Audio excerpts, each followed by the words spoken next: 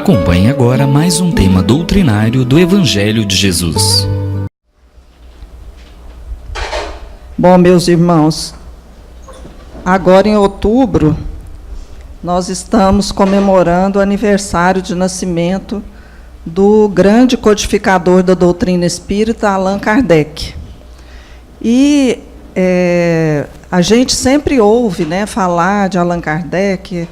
Tem muitos centros espíritas com esse nome, e a gente sempre vê falar da importância das obras de Allan Kardec, mas hoje nós estamos aqui para perguntar, quem foi Allan Kardec? Né? Que espírito grandioso, por que ele é tão grandioso, por que ele merece toda a nossa reverência, toda a nossa atenção, e merece também que até hoje, né, ele nasceu em 1804, então nós estamos já com 170 anos quase, né, do seu nascimento. Quantos anos, Márcia? Estou fazendo a conta aqui. Nós estamos fazendo as contas aqui, mas assim, mais de 150 anos, 160, né, quase 170, que do seu nascimento, e merece, sem dúvida, que nós estejamos aqui comemorando, porque lembrando e passando um pouquinho da história de Allan Kardec, para que nós todos tenhamos a dimensão da grandeza desse espírito. Bom, então, no período, né, da encarnação do Allan Kardec, ele é de 1804, portanto, do século XIX, para nós entendermos como que se deu a sua encarnação, em que período que ele nasceu, que momento que o mundo estava passando, e a França, porque ele nasceu na cidade de Lyon, na França, e a França em especial, né, que estava passando por um momento muito difícil, né, porque em 1789, 15 anos antes do nascimento de Allan Kardec, ocorreu a queda da Bastilha, né, e que foi feita nessa ocasião a Declaração dos Direitos do Homem e do Cidadão, e com isso, com essa revolução, né, ocasionada, que foi iniciada pela queda da Bastilha, nós tivemos os reis guilhotinados, né, a rainha Maria Antonieta e o rei Luís XVI, né, que é o que reinava na época, na França. Então, foi uma confusão enorme que se passou, né, nesse período histórico na França. E, em 1795, foi aprovada uma nova Constituição francesa, inspirada por espíritos protetores da França. Né? E a França, nessa época, foi ameaçada de invasão, e quem assumiu o poder como primeiro cônsul da França foi Napoleão Bonaparte. Então, André Luiz viveu, né, ainda quando o reinado nasceu ainda, né, quando Napoleão ainda reinava. E o que aconteceu nesse período? Nesse livro aqui, ó, Chico Xavier, Cartas e Crônicas, né, do Espírito Irmão X, está relatada aqui uma grande assembleia que teve no nascer do novo século, do século XIX. Né, no dia 31 de dezembro de 1799, ocorreu no plano espiritual uma grande reunião com a presença de vários espíritos superiores e benevolentes Por que eles se reuniram? Eles estavam reunidos ali, naquele momento, para planejar, para abençoar, né, para ver o que ia acontecer aqui na Terra, no planeta Terra, no próximo milênio. No próximo milênio, não, né, no próximo século, no século XIX. E, nessa reunião, compareceram vários espíritos que tinham colaborado com o desenvolvimento da Terra mesmo, né, do planeta, em vários países. Então, pessoas muito abençoadas, de luz, e muito bonito, né? Foi uma reunião assim que, só lendo mesmo, para a gente imaginar como que foi a beleza dessa reunião. Em um determinado momento, luzes, né, foram caindo, né, do céu, estrelas, e ao chegar na Terra viravam tomavam o formato de seres humanos. E ali seriam os emissários né, do nosso Mestre Jesus. E vieram da Terra participar dessa reunião, né, estavam dormindo, e os espíritos, né, foram levados para participar dessa reunião. Na frente desses que estavam na Terra, vinha Napoleão Bonaparte, seguidos de vários outros. Os outros, ao chegarem nessa assembleia e verem a beleza, começaram a chorar, né, derramaram lágrimas. Só Napoleão que estava com os olhos enxutos. E nesse momento, um espírito muito iluminado, né, uma dessas estrelas que tomou a forma de seres humanos, se dirigiu a Napoleão, falando que ele tinha recebido uma missão, que ele tinha vindo aqui na Terra com uma missão e que ele deveria cumpri-la, principalmente da agora para frente, que não poderia deixar-se embriagar pelo poder, né, para ele cumprir a missão na unificação da França e, na sequência, porque viria um novo ciclo de desenvolvimento, né, que foi o Renascimento mesmo. E aí, Napoleão, de frente a esse espírito grandioso, ele ajoelhou, chorou, né, lágrimas saíram dos seus olhos, e ele concordou com o que estava sendo falado naquele momento e foi levado de volta, né, para o corpo físico por esse espírito. Só que Napoleão não cumpriu, né, o que ele houvera prometido antes de reencarnar, e mesmo naquela reunião, né, ele subiu ao poder com atribuições de missionário, mas ele não compreendeu essa grandiosa missão, e ele seguiu um outro caminho, não da unificação da França, né, mas de muito derramamento de sangue, até que ele foi isolado pelos espíritos superiores. Bom, então, o que está escrito sobre esse espírito? Quem era esse espírito grandioso que falou com Napoleão? Era Allan Kardec. E assim Emmanuel fala sobre ele no livro A Caminho da Luz.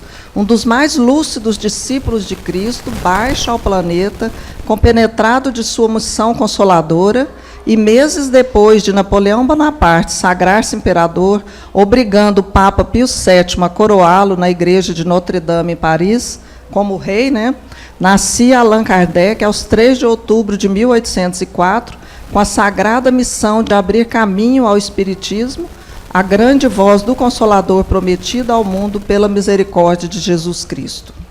Então, aquele espírito grandioso que tinha falado com Napoleão, lembrando da sua missão, ele era o espírito de Allan Kardec. Passados poucos anos, ele nasceu na cidade de Lyon, na França. O nome dele, de batismo, era Denisard Hippolyte Léon Rivaio, ou então Hippolyte Denisard Léon Rivaio. Ele era conhecido como Rivaio, como professor Rivaio. Ele nasceu numa família que se distinguiu na magistratura, mas ele não seguiu essa profissão, né? Nasceu na religião católica, mas foi criado na Suíça, na religião protestante, porque ele fez seus estudos na Suíça, na escola, né, do professor Pestalozzi, John Henrique Pestalozzi, que foi um grande educador, que foi um mestre que iniciou uma reforma educativa na Suíça, e depois na França e na Alemanha, ele contribuiu muito. E o Allan Kardec foi estudante dele, foi discípulo dele, logo ele já começou a ensinar seus colegas. O professor Rivaio, quando ele era adolescente, o Pestalozzi pedia, né, para o Allan Kardec substituí-lo, porque o Pestalozzi tinha que se ausentar para trabalhar a questão educativa na França, na Alemanha, ele foi convidado por outros países. E o Allan Kardec, sempre muito inteligente, aprendeu várias línguas, inglês, francês, alemão, italiano, espanhol, fazia traduções de obras literárias de vários idiomas. Então, ele sempre ajudava e esteve presente, né? E ele era bacharel, né, em letras e em ciências. Depois que ele se formou na Suíça, ele voltou para a França e seguiu o mesmo método educativo como professor de Pestalozzi. Isso aqui traduziu para o alemão diferentes obras de educação. Ele foi professor de matemática, astronomia, química, retórica, anatomia comparada, fisiologia, além do francês, né? E tem também dados que dizem que ele fez o curso de medicina, mas isso não é comprovado, não tem prova sobre isso, né? Casou-se com Amélie Boudet, que era uma professora, não tiveram filhos, e ele faleceu. Ela era 9 anos mais velha que ele, mas ele faleceu primeiro, desencarnou, né, primeiro que ela. Então, aqui, ó, são várias obras que ele fez, né, na área de educação, publicou. Então, ele era um autor conhecido nessa área da educação. Ele, né, muitos já o conheciam, na França, em Paris especialmente, no interior, e ele já tinha esse nome, né, Azelar, um nome bem respeitado e conhecido. Aí são algumas obras que ele publicou na área educativa. Em 1800, ali está 900, 1831, ele foi premiado por concurso pela apresentação Qual o sistema de estudo mais em harmonia com as necessidades da época. Então, ele aí, né, defendendo o que ele acreditava em relação à educação. Ele foi membro de várias sociedades sábias, notadamente da Academia Real d'Arras, que era muito importante, né, naquela época. Fundou em Paris um estabelecimento de ensino semelhante ao da Suíça e teve também problemas. A vida dele não foi só dando tudo certo, né, só de sucesso, não. Ele montou junto com seu tio, irmão de sua mãe, né, ele associou-se num comércio, mas o sócio deu prejuízo para ele, porque jogava muito e desviou, né, os recursos.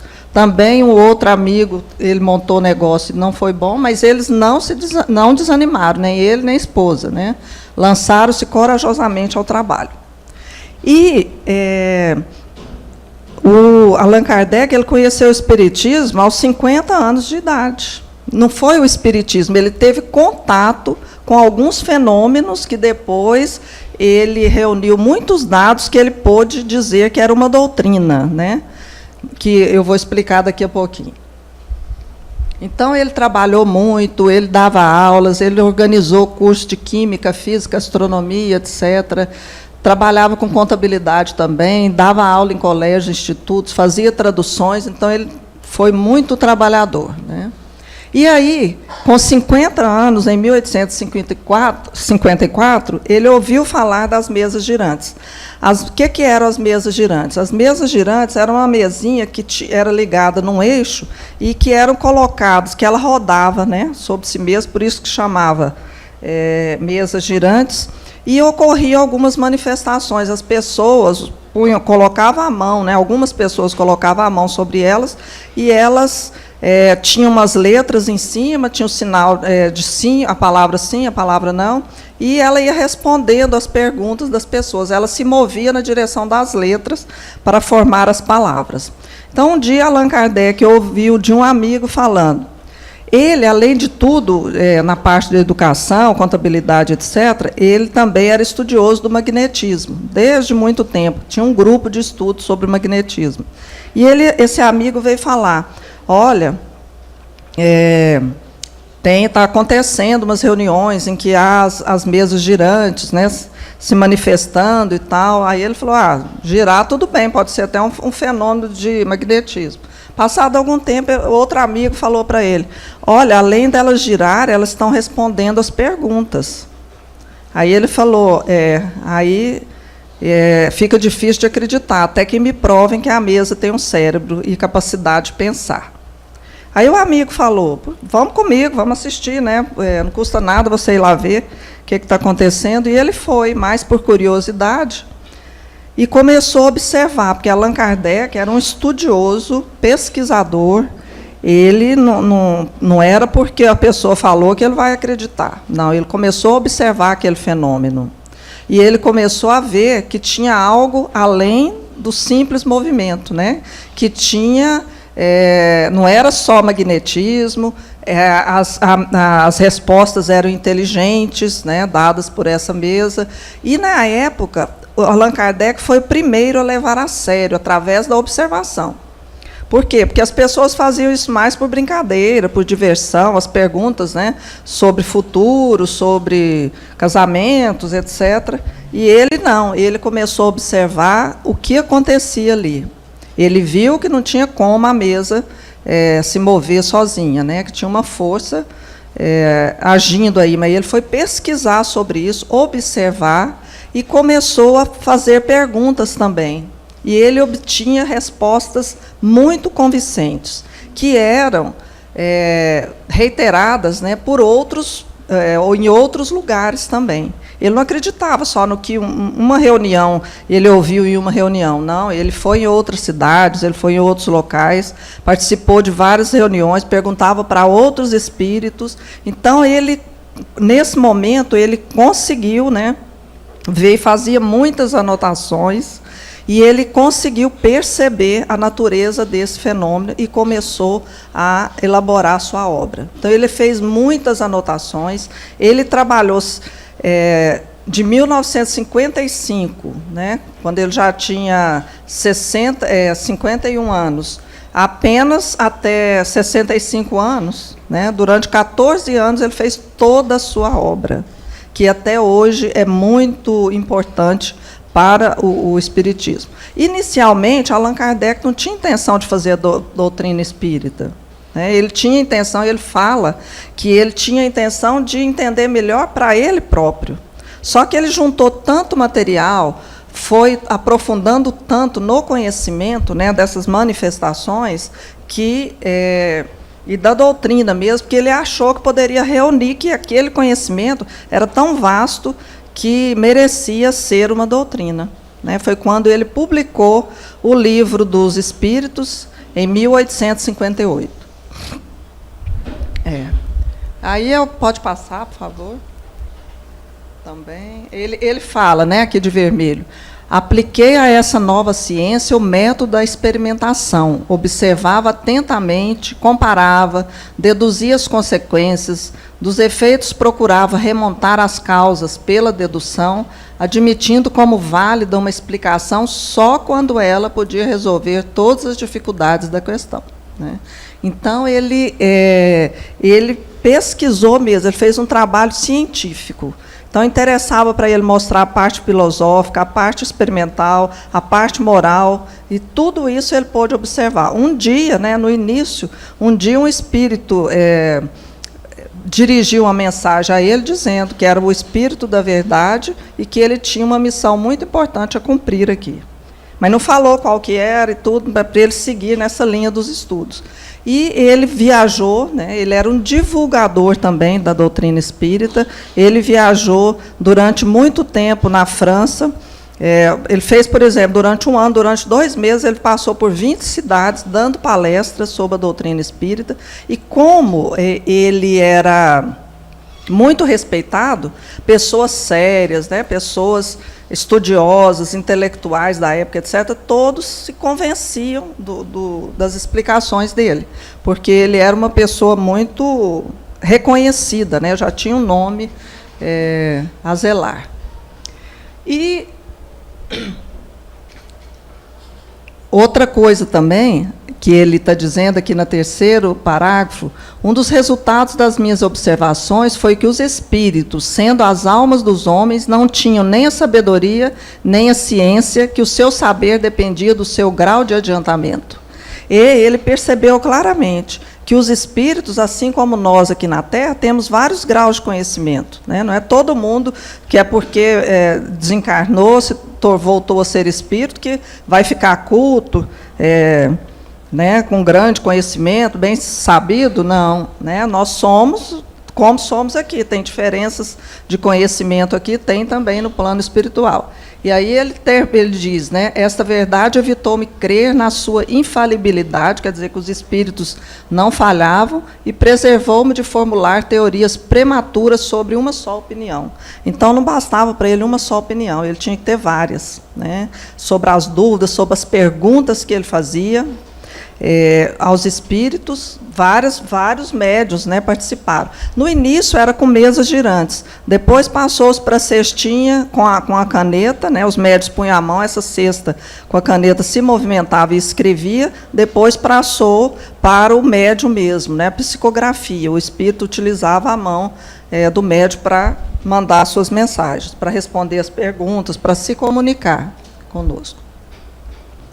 E eu, pois, em vermelho ali, agi com os espíritos como teria feito com os homens. Eles foram para mim, desde o menor até o mais elevado, meios de colher informações e não reveladores predestinados. Então, aí, com a revelação dos espíritos, né, com o que eles passaram para Kardec, ele entreviu o princípio de novas leis naturais, aquelas que regem as relações entre o mundo visível e invisível.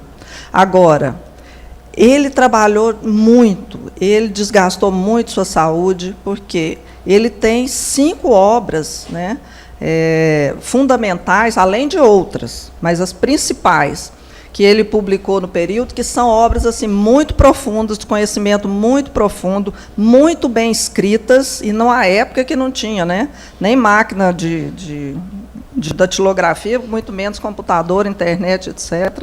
Ele era o primeiro a iniciar a obra, o último, pedia para outras pessoas revisarem, mas ele era o último, né? E a gente não observa, né, erros, nem de linguagem, ele escreve super bem e consegue passar com clareza, de forma simples, todos os conhecimentos necessários. E essa aqui é só uma observação, dizendo que ele no início, né, ele quase que desistiu, né, de fazer esse estudo, de publicar. Mas aí os amigos não deixaram e pediram, e eles tinham, né, tinha amigos que já observavam isso antes dele, que já tinham 50 cadernos escritos sobre as manifestações dos espíritos. E é ele que conseguiu organizar. Eles sabiam da capacidade de organização, de síntese dele, né, e pediram para ele fazer isso. E, em 1957, 18 de abril de 57, ele publicou o Livro dos Espíritos, né, através das respostas que ele obteve. Quer dizer, ele fez muitas perguntas, né. O Livro dos Espíritos é um livro grandioso, que explica sobre todas as questões importantes do espiritismo, principalmente da parte filosófica, né, da doutrina espírita, e foi muito difícil, né, a gente imagina que ele conseguiu publicar isso em 1857, foi o primeiro que ele publicou. Depois, as outras obras, né. Antes disso, ele ia publicar, e como que ele ia assinar? Ele ficou na dúvida, porque ele já tinha o nome de professor, educador, né, professor Rivai e tal, e ele não queria que as pessoas confundissem o trabalho dele na educação com o trabalho dele na codificação da nova doutrina. Então, com isso, ele ficou sabendo, pela manifestação dos espíritos, que ele, em outra vida, que ele viveu nas Galhas como um druida, que era um sacerdote celta, e ele, que tinha muito poder, né, esses sacerdotes, na época, eles atuavam como educadores, como juízes, eram as pessoas mais poderosas do local. Então, ele ficou sabendo que teve esse nome, né, de Allan Kardec, e resolveu usar esse pseudônimo, ou seja, né, para as pessoas não vincularem o que ele estava escrevendo da doutrina espírita com a parte educativa que ele já tinha escrito. E aí são as suas principais obras, né? Em 59, ele escreveu um livro pequenininho, O que é o Espiritismo, para esclarecimento das pessoas. Depois, em 61, outra obra importante, O Livro dos Médiuns, né, na qual ele relata, né, da parte experimental e científica, ou seja, a observação mesmo das comunicações espíritas, como se dava os vários tipos de mediunidade. Depois, em 864, o Evangelho segundo o Espiritismo. 65, o Céu e o Inferno, e 68, a Gênese. A Gênese, ela reúne, né, ele faz uma síntese de todos os outros livros publicados anteriormente. E depois, de 69, ele desencarnou, né? E para publicação escrita desses livros, ele tinha a ajuda de vários espíritos superiores, né? Mas tinha um espírito que o acompanhava sempre, que era o espírito da verdade, que ele relata, né, nas obras póstumas, que o espírito combinou com ele de o visitar uma vez por mês, para responder, tirar dúvidas dele, esclarecer questões, né, sobre, porque ficavam algumas dúvidas, e os espíritos não deixavam que ele escrevesse qualquer coisa que não estivesse de acordo, né, corretamente, que às vezes tinha algum equívocozinho e tudo, os espíritos corrigiam. Esse aqui eu já falei. Então, ele fundou também, em 58, a primeira revista espírita, né, lá em Paris, que ele publicava estudos, reportagens, né, sobre o espiritismo, e também, em 58, a primeira sociedade regularmente constituída, Sociedade Espírita, tá? Era a Sociedade Parisiense de Estudos Espíritas, que funcionou, ele coordenou a revista e a sociedade até quando desencarnou, né? Ficou sob sua responsabilidade. Bom, então, Allan Kardec trouxe alguns conhecimentos muito importantes para nós hoje, né? Todos são muito importantes hoje, mas ele trouxe algo que nós devemos refletir. Por exemplo, na época, se usava essa máxima, né? Fora da igreja não há salvação, mas Allan Kardec transformou para fora da caridade não há salvação como o primeiro pilar do espiritismo, né? Também ele discutiu a questão da fé. Ele disse que não há fé inabalável, senão a que pode encarar face a face a razão em todas as épocas da humanidade. Então, ele trouxe a questão sobre a fé raciocinada, né? Não existe fé cega. Nós acreditamos quando nós compreendemos. E ele dizia, né, para crer não basta ver, é necessário compreender. Então, muito importante esses ensinamentos. E também, olha só o que ele falou, né, nas palavras dele. Reconhecei, pois, o verdadeiro espírita na prática da caridade por pensamentos, palavras e obras, e persuadivos de quem quer que nutra em sua alma sentimentos de animosidade, de rancor, de ódio, de inveja ou de ciúme, mente a si próprio, se tem a pretensão de compreender e de praticar o espiritismo. Então, ele foi o primeiro, né, a dizer isso que nós levamos em consideração até hoje. Bom, ele desencarnou em março de 1869, essa aí é uma foto do túmulo dele no cemitério de Père Lachaise, em Paris. E é um túmulo que é sempre comentado que ele é o único que está sempre com flores, né, como o tempo permite. Sempre as pessoas deixam flores até hoje, né? Os demais não tem, mas o de Allan Kardec é sempre... E ali em cima está escrito a máxima, né, ali no teto do túmulo dele, está escrito essa máxima, né? A máxima, essa frase que ficou, né, que ele disse muito, que é o nosso lema, né, até hoje, em relação à doutrina espírita. Nascer, morrer,